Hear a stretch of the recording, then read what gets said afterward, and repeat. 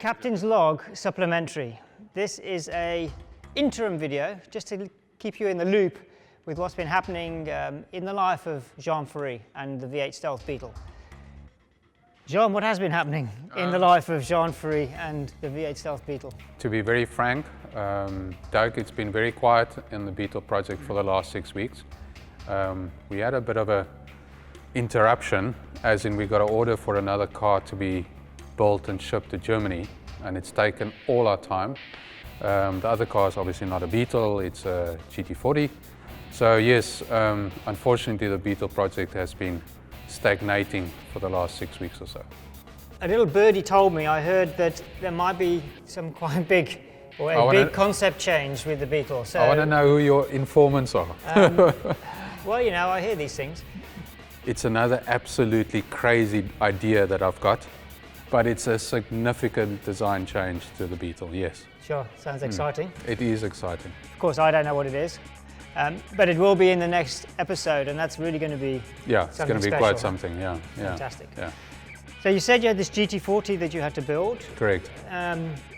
It's still in the workshop at the moment. It's still in the workshop. The guys are doing the last little polishing and prepping.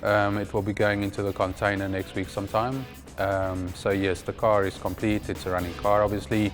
Little cleanups, and then she's ready to go. Excellent. I'd like to turn the cameras around and actually have a look. Can we have a look at it? I would love you to have a look at it. It's an absolutely beautiful machine, and keeping you up at night, I can see. Yeah, it's you know, we are set these incredible deadlines and unrealistic deadlines, but we've achieved it, so I'm happy. I'm disappointed that it's interrupted my project here, but as I said, next week we're back onto it, and a few weeks later we're going to expose this new design. Fantastic. So let's have a look at the GT40.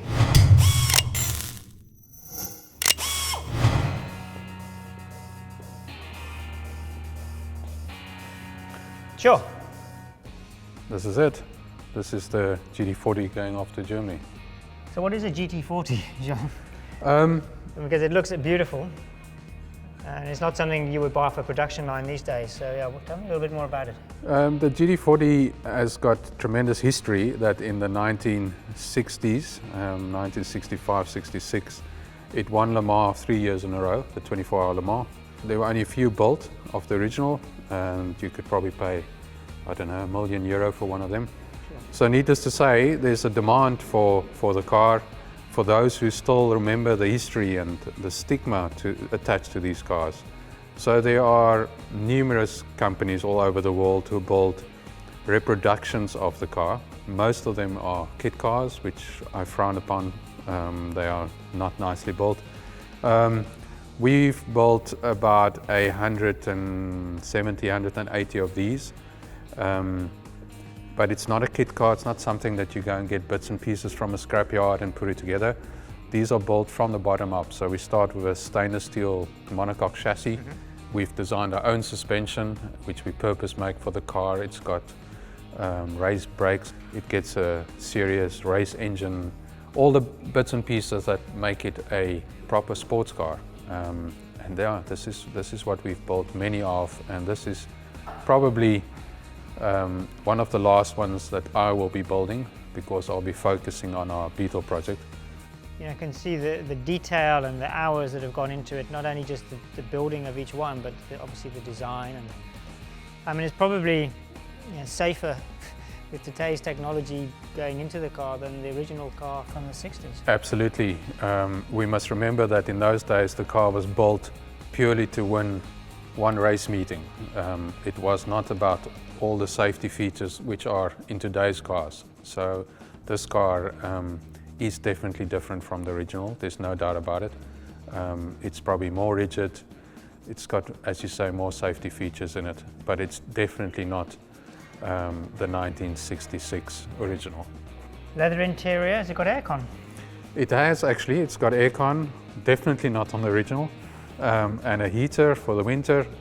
As you said, leather interior, all fancy bits and pieces which the old car didn't have.